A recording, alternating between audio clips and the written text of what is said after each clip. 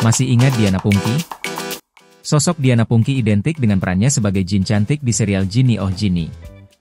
Sekian lama waktu berlalu, penampilan Diana Pungky kini menuai sorotan.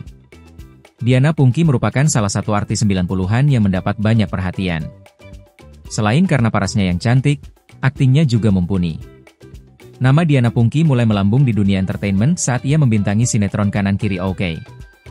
Namun yang paling melekat di ingatan penonton yaitu peran Diana Pungky sebagai Genie dalam sinetron Genie Oh Genie.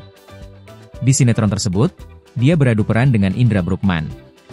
Sekitar tahun 2006, Diana Pungky memutuskan untuk vakum dari dunia hiburan. Diana Pungky fokus menekuni bisnisnya. Pada 2024, Diana Pungky kembali ke dunia hiburan.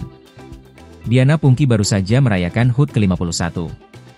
Diana Pungky merayakannya dengan para sahabatnya yang juga artis lawas. Di usia 51 tahun, kecantikan Diana Pungky yang begitu awet dipuji netizen.